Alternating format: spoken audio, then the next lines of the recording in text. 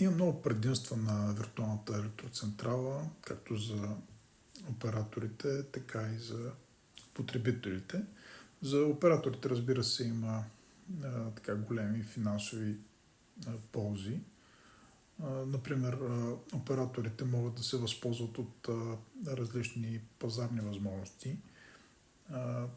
Една такава възможност е продажбата на енергия при пикови цени. Чрез освобождаване на съхранена енергия, когато търсенето е високо, операторите могат да се възползват от по-високите цени на електроенергията.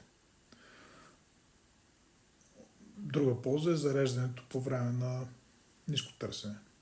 Например, виртуалните електроцентрали могат да зареждат батерии, когато цените са нулеви или отрицателни, като по същество им се плаща за консумиране на излишната енергия от мрежата.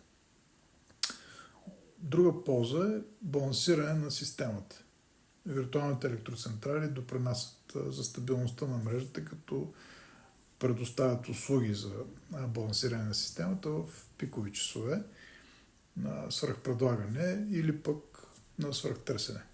И така те намаляват товара върху мрежата и гарантират, че тя ще работи гладко и ефективно.